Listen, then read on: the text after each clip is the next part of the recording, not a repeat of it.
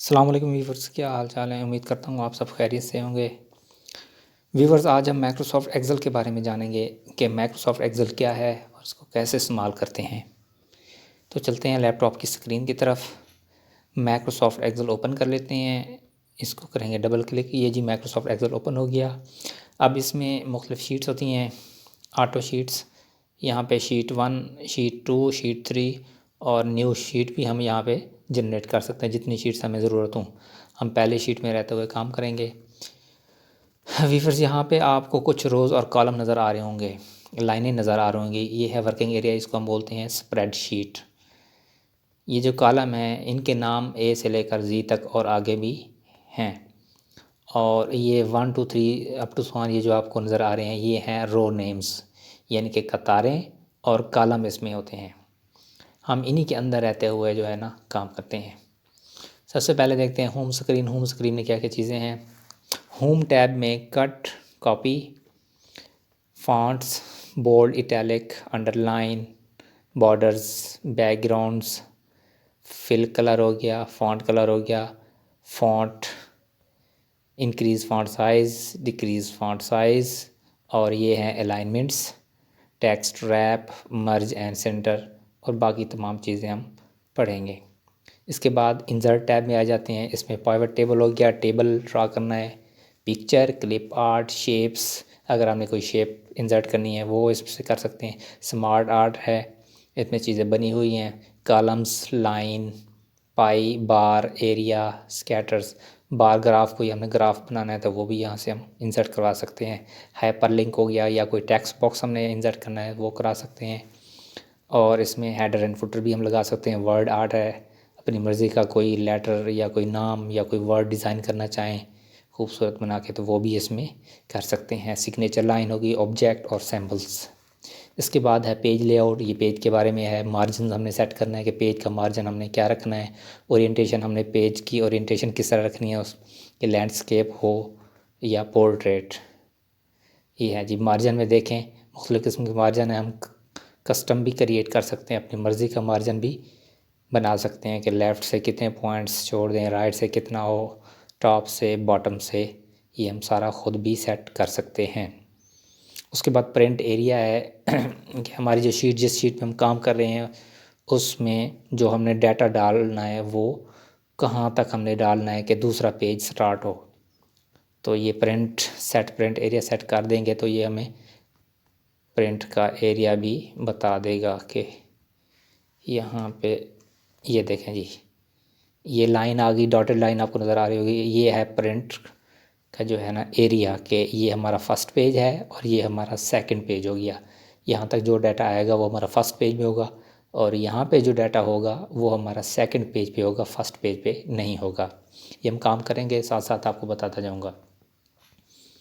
हम फ़िलहाल इसको क्लियर कर देते हैं प्रिंट एरिया को। इसके बाद ब्रेक्स है, backgrounds, print tiles, width, height, scales और बाकी चीज़ें हैं। इसके बाद यहाँ पे हैं कुछ फार्मूलाज़। जो मेन चीज़ है वो है फार्मूलाज़, कि हमने स्प्रेडशीट में फार्मूले किस तरह इंसर्ट करवाने हैं। हम थोड़ा सा काम करके देखते हैं, आपको साथ साथ समझाता जाऊँगा कि फार्मूलाज़ किस तरह हम इंसर्ट करते हैं। सबसे पहले हम एक छोटा सा जो है ना रिज़ल्ट कार्ड बना लेते हैं। मिसाल के तौर पर यहाँ पे मैं लिखता हूँ जी रिज़ल्ट कार्ड। यहाँ पे आ गया जी स्टूडेंट नेम, यहाँ पे आ गया फादर नेम और यहाँ पे स्टूडेंट का रोल नंबर और नीचे स्कूल नेम, ये आ गया। इन 3-4 लाइनों को मैं कर लेता हूँ मर्ज। मर्ज का मतलब है इकट्ठा कर देना, यानी एक ही लाइन बना देना। ये मुख्तलिफ़ कॉलम्स हैं, ये पहला कॉलम, बी कॉलम, ये सी कॉलम, ये D column, E F G H, ये हमारा फर्स्ट पेज है। तो मैं पूरे पेज पे रिज़ल्ट कार्ड बनाना चाहता हूँ तो मैं क्या करूँगा, इसको मैं मर्ज कर देता हूँ या ताकि ये सेंटर में आ जाए, और इसको मैं बड़ा भी कर देता हूँ, इसका फॉन्ट थोड़ा बड़ा कर देता हूँ। ये जी रिज़ल्ट कार्ड। यहाँ पे आपको लाइनें नज़र आ रही होंगी, ये प्रिंट में लाइनें नहीं होंगी, प्रिंट प्रीव्यू, जब हम अपने पेज का प्रिंट प्रीव्यू देखेंगे तो उसमें ये वाली लाइनें जो हैं ये प्रिंट नहीं होंगी। आप यानी कि प्रिंट करेंगे फ़ाइल को तो उसमें ये लाइनें नहीं आएंगी। मैं आपको दिखा देता हूँ प्रिंट प्रीव्यू। ये देखें जी, इसमें आपको कोई लाइन नज़र आ रही है? नहीं आ रही। तो आपका जो प्रिंटेबल पेज होगा, आप प्रिंट की कमांड देंगे, कागज़ पे जो प्रिंट आएगा वो इस तरह होगा, क्लियर होगा, यहाँ पे कोई लाइन नहीं होगी। तो वो भी आपको बताऊंगा कि लाइनें किस तरह लगाएंगे, अगर आप चाहते हैं कि लाइनें भी लगी हों, सब कुछ आपको बताऊंगा। हाँ जी, स्टूडेंट नेम हो गया, यहाँ पे मैं लिख लेता हूँ जी Mohammad Aamir, for example student का नाम मोहम्मद आमिर। फादर नेम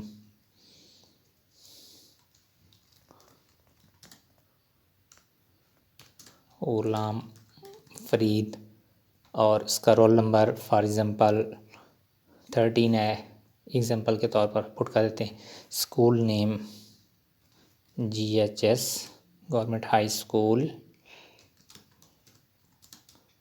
सादिक अब्बास, ये स्कूल का नाम हो गया। ओके, अब यहाँ पे नीचे हमने बनाना है रिज़ल्ट कार्ड। सबसे पहले सीरियल नंबर, दूसरे कॉलम में है जी सब्जेक्ट नेम, सब्जेक्ट, तीसरे कॉलम में जी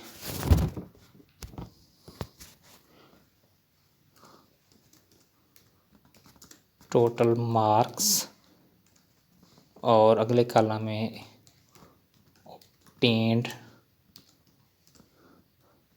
मार्क्स। जी, ये कॉलम हमने बना लिए। इसको यहाँ से छोटा बड़ा भी कर सकते हैं। इसको मैं थोड़ा बड़ा कर देता हूँ, इसको यहाँ से पकड़ कर ये भी बड़ा कर देता हूँ। टोटल मार्क्स हो गया यहाँ तक, ऑब्टेन मार्क्स को थोड़ा बड़ा कर देता हूँ, ये हो गया जी।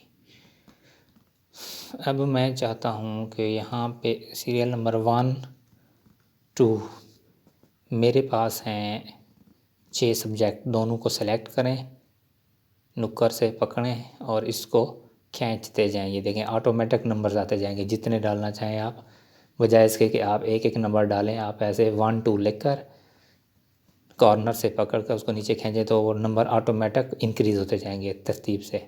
4 5 मिसाल के तौर पर मेरे पास 6 सब्जेक्ट हैं तो नंबर में 3 इसकी अलाइनमेंट सेंटर कर देता हूँ और इसकी मिडिल अलाइन भी सेंटर कर देता हूँ।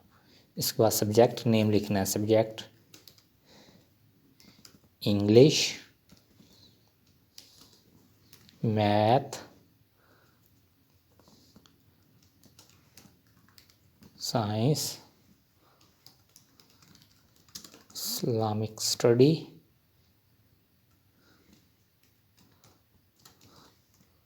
पाक स्टडी और कंप्यूटर। फॉर एग्ज़ाम्पल ये 6 सब्जेक्ट्स हैं। यहाँ पे हमने टोटल मार्क्स एंटर करने हैं कि टोटल मार्क्स जो हैं वो कितने हैं।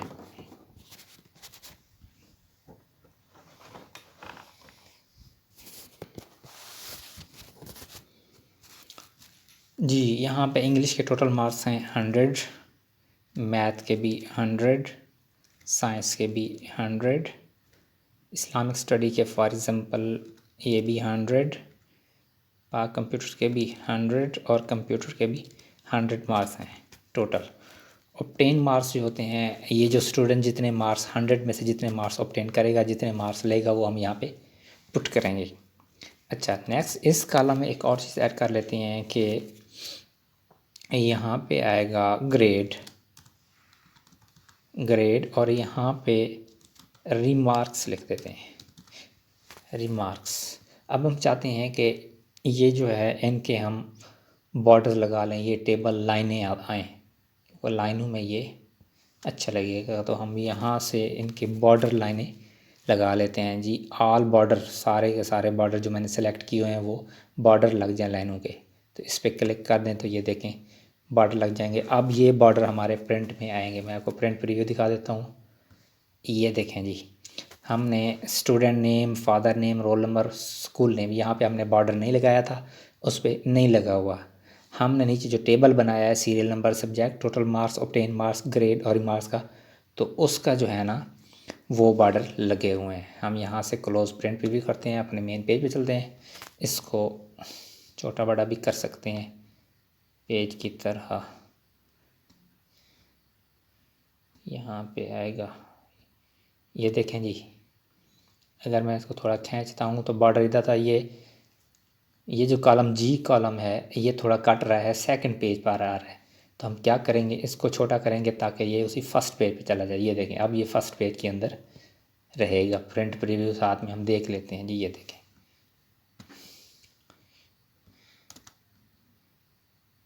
ये मैं डिलीट कर देता हूँ इधर से।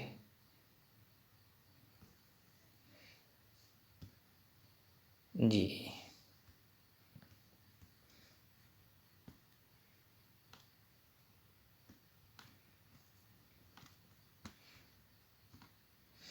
अब तकरीबन ठीक है। हाँ जी, इनका टेक्स्ट अगर हम बड़ा करना चाहें, फ़ॉन्ट बड़ा करना चाहें तो वो भी हम कर सकते हैं। इसका मिसाल के तौर पर 14 या 12 रख देता हूँ। ये इसको बोल्ड करना चाहें वो बोल्ड कर सकते हैं, इटैलिक करना चाहें वो भी कर सकते हैं। रिज़ल्ट कार्ड, इसका बैकग्राउंड मैं चाहता हूँ कि कोई कलर रख दूँ, ये इसका बैकग्राउंड चेंज हो गया।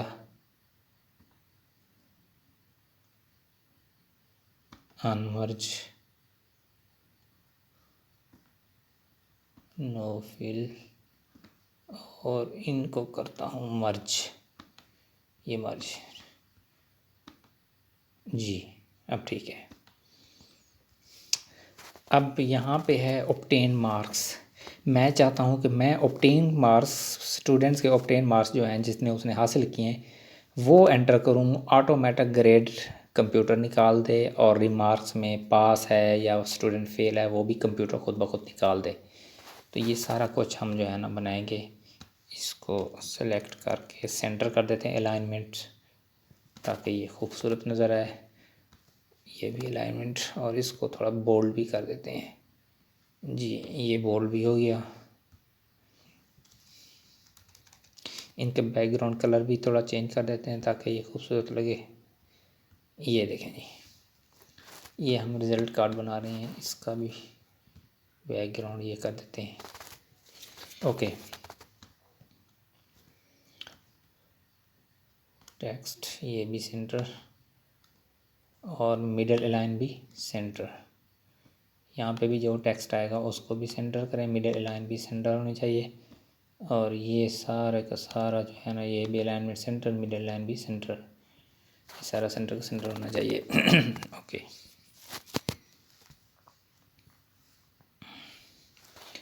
जी। अब फॉर एग्ज़ाम्पल यहाँ पे स्टूडेंट ने 100 में से 88 मार्क्स हासिल किए हैं। अब इसका ग्रेड जो है वो मैं एक एक का कैसे निकालता रहूँ, तो कंप्यूटर खुद ब खुद ऑटोमेटिक जनरेट कर दे ग्रेड। तो इसके लिए हमने यहाँ पे पुट करना है फार्मूला। जो सबसे अहम चीज़ होती है वो होती है फार्मूला माइक्रोसॉफ्ट एक्सेल में। यहाँ पे हमने फार्मूला पुट करना है, इधर भी पुट कर सकते हैं, और यहाँ पे ये fx लिखा हुआ है इंसर्ट फंक्शन, यहाँ पे भी हम फार्मूला पुट कर सकते हैं, इंसर्ट करवा सकते हैं। अब ग्रेड का फार्मूला लगाने के लिए आपने क्या करना है, मिसाल के तौर पर यहाँ पे मैंने ग्रेड लिखना है, तो सबसे पहले हमने लिखना है इक्वल। जब तक इक्वल नहीं लिखेंगे हमारा फंक्शन काम नहीं करेगा, एरर आ जाएगा। इज़ इक्वल टू, अब ग्रेड है, अगर मार्क्स ऑब्टेन मार्क्स जो हैं वो 80 से अबव आ जाएं तो उसके लिए ग्रेड क्या हो, ए हो। अगर 70 से ऊपर हों तो ग्रेड क्या हो, बी हो। अगर 60 से ऊपर हों मार्क्स तो ग्रेड सी हो। अगर 50 से ऊपर हों तो डी हो, डी तक हों। अगर 40 से ऊपर हों ई हो। इनके अलावा अगर इनसे बाकी नीचे हों तो वो क्या हों, वो हों एफ़ ग्रेड में ऑटोमेटिक आ जाए। तो इसके लिए हम फार्मूला लिखेंगे इज़ इक्वल टू, यहाँ पे कंडीशन लगेगी इफ़ स्टेटमेंट, इफ़ इनटू के अंदर लिखेंगे इनटू इफ़। अब ऑब्टेन मार्क्स इस कॉलम का यानी कि इस सेल का हमने एड्रेस यहाँ पे देना है। यहाँ पे हम कर देंगे क्लिक। D9 इस सेल का एड्रेस है, यानी कि D रो है और D कॉलम है और 9 रो है।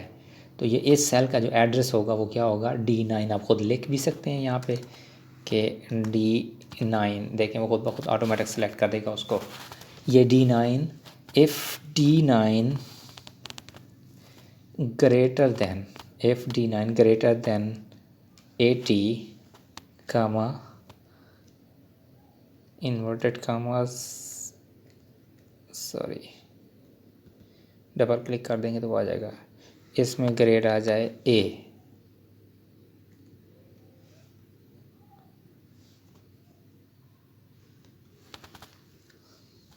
कामा इफ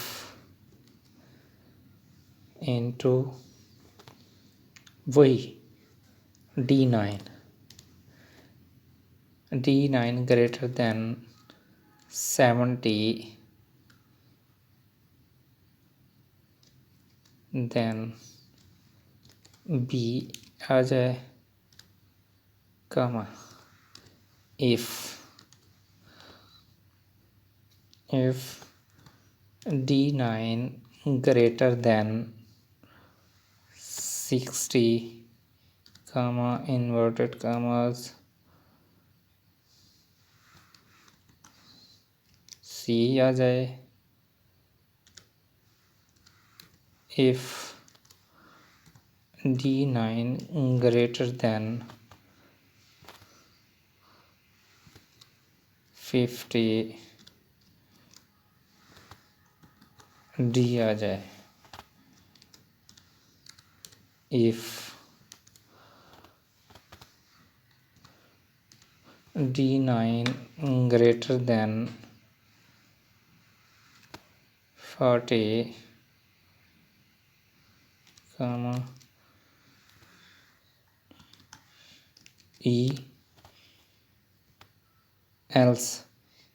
एल्स में आ जाए जी F,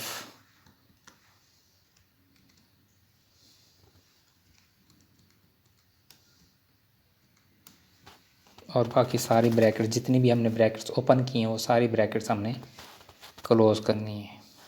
ये देखें, इसको कर देंगे एंटर। इस पर क्लिक करेंगे तो ऊपर आप इसका फार्मूला दे सकते हैं जी, ये वाला हमने फार्मूला लगाया है। अब इसको करते हैं चेक।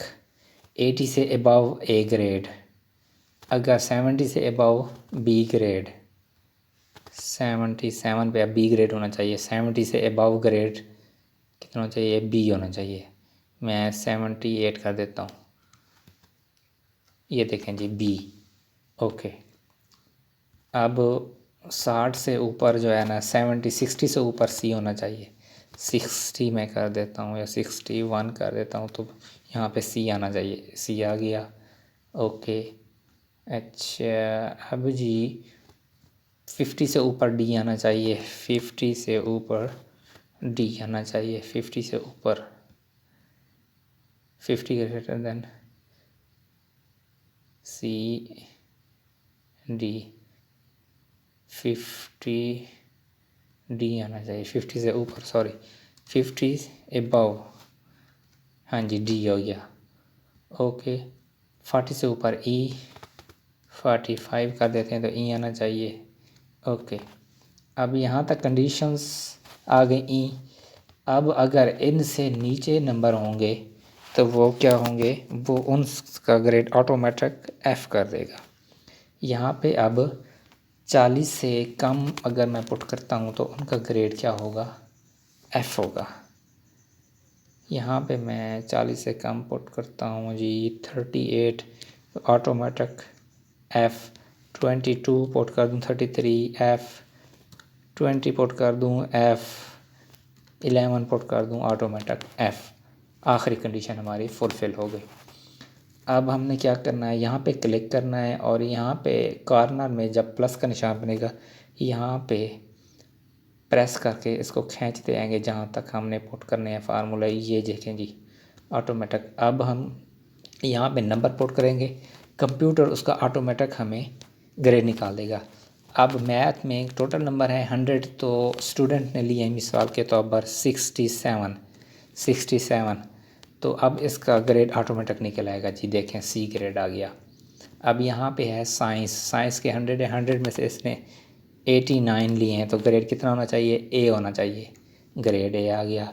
अब इस्लामिक स्टडी में 100 है, 100 में से इसने लिए हैं 55, तो ग्रेड इसका डी आ गया। पाक स्टडी 100 किया है, तो 100 में इसने लिए हैं जी 33 नंबर लिए हैं फॉर एग्ज़ाम्पल, तो इसका एफ़ ग्रेड आ गया। अब कंप्यूटर में 100 हैं, तो 100 में इसने 90 लिए हैं, तो इसका ग्रेड ए आ गया। देखें जी, एक दफ़ा हमने फार्मूला सेट कर लिया, उसको खींच के जितने तक हमने पुट करना था वो पुट कर दिया, ऑटोमेटिक अब उसका ग्रेड निकल आया। अब अगर यहाँ पे हम ऑब्टेन मार्क्स चेंज भी करते हैं तो ख़ुद ब खुद ग्रेड ऑटोमेटिक चेंज हो जाएगा। यहाँ पे मिसाल के तौर पर साइंस के सब्जेक्ट में 89 है, तो हम इसको कर देते हैं जी 49 हासिल किए हैं। तो अब ग्रेड देखते हैं इसका कौन सा बनता है। देखें जी, ई ग्रेड ऑटोमेटिक हो गया। इसको 66 करते हैं तो क्या ग्रेड बनता है? सी बनता है। 76 करते हैं तो क्या बनता है? बी बनता है। 81 करते हैं तो क्या बनता है? ए बनता है। तो ये ग्रेड ऑटोमेटिक। अब यहाँ पे है रिमार्क्स। अब रिमार्क्स में हम ये लिखना चाहते हैं कि अगर ऑब्टेन मार्क्स 33 अबव आ जाए तो यहाँ पे पास लिखा हुआ आ जाए, अगर 33 से अबव ना हो तो फिर फेल लिखा हो। तो इसका फार्मूला हम कैसे पुट करेंगे? सबसे पहले इक्वल टू इफ़ इनटू, अब यहाँ पे ऑब्टेन मार्क्स का जो एड्रेस है वो है D9। If D9 greater than 32, 33 वाला पास होता है, 32 वाला फेल होता है। तो if D9 greater than 32, then लिखा हुआ आ जाए पास, PASS पास, अदरवाइज़ कामा क्या लिखा हो? फेल, FAIL फेल, और ब्रैकेट बंद, एंटर कर दें जी। ये देखें जी, ये है बच्चा फेल। क्यों? ऑब्टेन मार्क्स 11 है इसके। अब वैसा काम करेंगे, क्लिक करेंगे कॉर्नर पे जो प्लस का निशान है उसको पकड़ के नीचे यहाँ तक खींच देंगे तो हमें पता चल जाएगा किन किन सब्जेक्ट्स में बच्चा पास है और किन सब्जेक्ट्स में बच्चा फेल है। ये देखें, इंग्लिश टोटल मार्क्स 100 से उसमें से 11 मार्क्स हासिल किए हैं तो ग्रेड एफ़ बनता है, और रिमार्क्स में आ गया है फेल। कंडीशन फुलफिल नहीं हुई क्योंकि 32 अबव नहीं है मार्क्स, फेल। दूसरा 67 वाला पास, 81 वाला पास, 33 वाला देखें पास, 32 वाला फेल। 32 इसको अगर करेंगे तो ये क्या होगा? फेल हो जाएगा। 32 करके देखते हैं जी, देखें फेल आ गया। ओके, अब यहाँ पे पास कैसे होगा? 32 से अबव मार्क्स करने पड़ेंगे, 33 या 34, 35 कर देता हूँ तो यह पास आएगा। ये देखें जी, ये पास आ गया। ये है फार्मूला हमने पुट कर दिया ऑटोमेटिक ग्रेड का और रिमार्क्स का। अब हम चाहते हैं कि यहाँ पे जो है ना ये टोटल मार्क्स